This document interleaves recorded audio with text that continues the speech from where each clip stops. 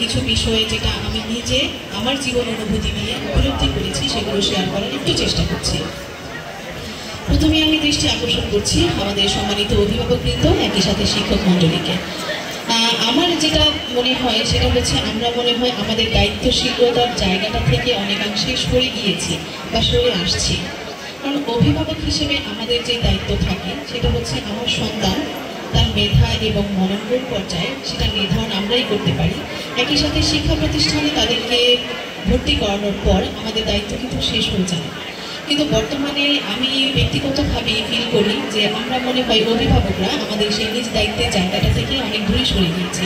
প্রতিষ্ঠানে সন্তানকে প্রেরণের পর হয়তো বা ধরে নিই সকল দায়িত্ব প্রতিষ্ঠান প্রধান তথা হচ্ছে আমাদের শিক্ষক মণ্ডলীদের।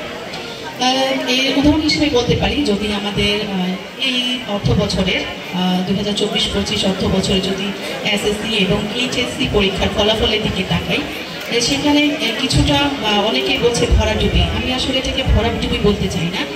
আমি যেটা বিশ্বাস করি সেটা হচ্ছে কোয়ালিটি, নট কোয়ান্টিটি। তো কোয়ালিটি যেটা এবারে পরীক্ষার্থীদের মধ্য থেকে যারা সফল হয়েছে আমরা বলবো সেটা শতভাগ কোয়ালিটি। তো এক্ষেত্রে পরীক্ষার ফলাফল প্রকাশের পরবর্তী সময় যেটা আমরা দেখেছি পেপার পত্রিকা একই সাথে বিভিন্ন মাল্টিমিডিয়ায়, অভিভাবকগণ আসলে দোষারোপ করে যাচ্ছেন প্রতিষ্ঠান প্রধান সহ শিক্ষক মণ্ডলীতে। আমার সন্তানটির দায়িত্ব অধিকাংশই কিন্তু আমার। যেমন আমি আমার অভিজ্ঞতা থেকে যদি বলি, আমাদের সময় আমরা যেটা দেখেছি যে স্কুলে যাওয়ার জন্য যখন আমি স্কুলে যেতে চাইতাম না এর জন্য কিন্তু শাসন পেয়েছি। আবার যখন ফলাফল ভালো করে এসেছি পরিবার থেকে প্রশংসা পেয়েছি। হতাশা যখন হয়েছি সেখানে উৎসাহিত করেছেন, ভুল কোথায় ছিল ত্রুটি ধরিয়ে দিয়েছেন। শিক্ষা প্রতিষ্ঠানে এসে অন্তত সপ্তাহে একবার খবর নিয়েছেন যে আমার সন্তানটা স্কুলে সঠিকভাবে গিয়েছে কিনা।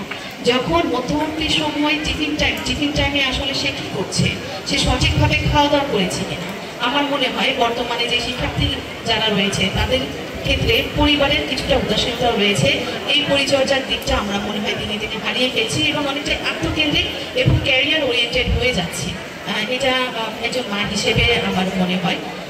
একই সাথে যদি আমি এখন শিক্ষক মণ্ডলীর বিষয় চলে আসি, আমাদের সময় দেখেছি, আমি প্রথমেই বলেছি আমরা যেটা উপস্থাপন করি এটা আমাদের জীবন লব্ধ অভিজ্ঞতাই উপস্থাপন করি। আমার এই ছোট্ট জীবনে দেখেছি শিক্ষক মণ্ডলীদের কাছে শিক্ষকতা পেশা নয় বরং একটা নেশা।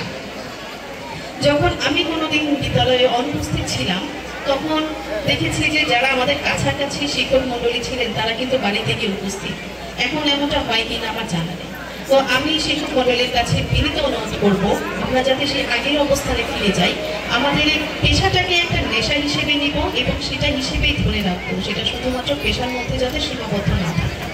একই সাথে শিক্ষকদের পরিচর্যার বিষয় কিন্তু অনেক বড় একটা অংশ। আমাদের মাধ্যমিক শিক্ষা কর্মকর্তা যদি আজকে উপস্থিত থাকতেন তাহলে আপনি বুঝতে পারতেন যে শিক্ষার বিষয়ে ওনার যে ধ্যান ধারণা সেটাই আমি উপস্থাপন করছি যে একটি শিক্ষার্থীর প্রতি পরিবারের দায়িত্ব 40%, কিন্তু 60% হচ্ছে শিক্ষকদের দায়িত্ব। এটা আমাদের মাধ্যমিক উচ্চ মাধ্যমিক শিক্ষা বোর্ডের একটা একটি পরিসংখ্যানও বলা যেতে পারে মাধ্যমিক শিক্ষা কর্মকর্তার ভাষ্য অনুসারে। সুতরাং বুঝতেই পারছেন যে অভিভাবকের পরেই নয়, অনেকাংশে কিন্তু অভিভাবকের আগেই হচ্ছে আপনার দায়িত্বটা বড় হয়ে যাচ্ছে। যতক্ষণ সময় পর্যন্ত একজন অভিভাবক তার সন্তানটাকে আপনার হাতে সুপর্দ করেছে তার সার্বিক দায়িত্ব কিন্তু আপনার। ঠিক পরিবারের মতোই যখন সে ব্যর্থ হবে তাকে শাসন করতে হবে, তাকে অনুপ্রেরণা দিতে হবে। যখন সে সফল হবে তার মাথায় হাত বুলিয়ে দিয়ে তার প্রশংসা করতে হবে। সেই শাসন এবং প্রশংসার জায়গাটা থেকে যদি আমরা সরে যাই তাহলে শিক্ষার্থীরা হতাশ হবে। তারা ভুলে নিবে প্রতিষ্ঠান থেকে মনে হয় শুধুমাত্র ব্যথাঘাতে গিয়ে আমাদের প্রাপ্ত। আপনাদের যেই অভিভাবকগণ তার সন্তানটিকে দিনের অধিকাংশ সময়ের জন্য আপনার কাছে প্রেরণ করছে, আপনারা তাদের পরিচর্যা করবেন, তাদেরকে নিজেই সন্তানের মতোই দেখবেন। এবং যে শাসনের জায়গাটা আমি সবসময় বলে থাকি যে শাসনের জায়গাটায় আমরা ঢিলে ঢালাভাবে পালন করছি, সেটা পরিবার থেকে এবং শিক্ষক মণ্ডলীদের দিক থেকে। বিগত কোনো একটা আয়োজনে একজন শিক্ষক উপস্থাপন করছিলেন যে এখন শিক্ষার্থীদের শাসন করতে তারা রীতিমতো শঙ্কা বোধ করে বা নিরাপত্তার বিষয় নিয়ে নিজেদের নিরাপত্তার বিষয় নিয়ে শঙ্কিত থাকে। এটা খুবই আমাদের জন্য মর্মান্তিক একটা বিষয়। এক্ষেত্রে এটাই প্রমাণিত হয় যে আসলে শিক্ষকদের কর্ম পরিবেশ আমরা নিশ্চিত করতে পারছি না। তো আমি যারা প্রতিষ্ঠান প্রথম রয়েছে অত্র প্রতিষ্ঠান সহ ইতিমধ্যে আমি জেনেছি প্রায় এই প্রতিষ্ঠানটি 100 বেশি বছর সময় ধরে ঐতিহ্যের সাথে এবং সুনামের সাথে তাদের কার্যক্রম ধরে রেখেছে। তো এই প্রতিষ্ঠানের সাথে যারা সংশ্লিষ্ট আছেন তাদেরকে বলবো, শিক্ষকদের মনোভাব বুঝুন। তারা কোন পর্যায়ে গিয়ে শিক্ষার্থীদের তাদের সর্বোচ্চ জ্ঞানটুকু বিলিয়ে দিতে পারছে না সেটা আইডেন্টিফাই করুন। ইতিমধ্যে অনেক সমস্যায় উঠে এসেছে, তো যতটুকু সমস্যা সমাধানের একটি আর আমাদের মধ্যে আছে সেটা চেষ্টা করবেন বলে আশাবাদ ব্যক্ত করছি। এবার যদি শিক্ষার্থীদের প্রতি চলে আসি, দেশ এবং রাষ্ট্রের প্রতি সবচাইতে বড় দায়িত্ব এখন কিন্তু শিক্ষার্থী তোমাদের। তোমরা ছোট মানে এই দায়িত্বের জায়গা থেকে তোমরা বাদ করে যাচ্ছ। অত্র প্রতিষ্ঠান আমি আসার পর থেকে শুনছি অত্র এলাকায় এমনকি পুরো বাংলাদেশে এই প্রতিষ্ঠানটির একটি সুনাম রয়েছে। তো এই সুনাম ধরে রাখার দায়িত্ব কিন্তু তোমাদের। শিক্ষার মানে শুধু এটা নয় যে তুমি পাঠ্যপুস্তকে যা আছে সেটাই শুধু গলধারণ করবে। শিক্ষার উদ্দেশ্য হচ্ছে তোমার মানসিক বিকাশ, তোমার মনুষ্যত্বের বিকাশ। একটি মানুষ সে উচ্চ শিক্ষিত নাই হতে পারে, কিন্তু সে কিন্তু ভালো মানুষ হতে পারে। তোমার অভিভাবকদের কথাই চিন্তা করো, অধিকাংশ অভিভাবক যে উচ্চ শিক্ষিত সেটা কিন্তু বলা যাবে না, কিন্তু অভিভাবক হিসেবে পিতামাতা হিসেবে কিন্তু তারা সার্থক। সুতরাং অভিভাবকের প্রতি, পরিবারের প্রতি, আমাদের উপজেলার প্রতি, প্রতিষ্ঠানের প্রতি, সর্বোপরি পুরো রাষ্ট্রের প্রতি তোমাদের দায়িত্ব রয়েছে। এখনই সময় নিজেদেরকে গড়ে তোলার।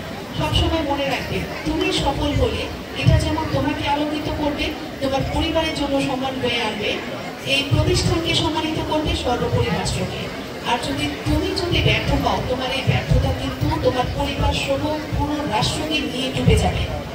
তো তোমরা যারা শিক্ষার্থী আছো তাদের জন্য বলবো, এই মুহূর্তে আমার মনে পড়ছে আমাদের একজন বিখ্যাত নেলসন ম্যান্ডেলা, উনি ছিলেন সম্ভবত দক্ষিণ আফ্রিকার একজন রাষ্ট্রপতি। উনি বলেছিলেন যে শিক্ষাই একমাত্র মাধ্যম যার দ্বারা পুরো বিশ্বকে পরিবর্তন করা যায়। এসব যেহেতু তোমরা শিক্ষার্থী, এখন আমাদের প্রথম এবং প্রধান কাজ হচ্ছে শিক্ষা গ্রহণ করা এবং শিক্ষিত হওয়া। এই শিক্ষা দিয়েই আমরা নিজেদেরকে আলোকিত করবো, একই সাথে আমাদের পুরো রাষ্ট্রকে।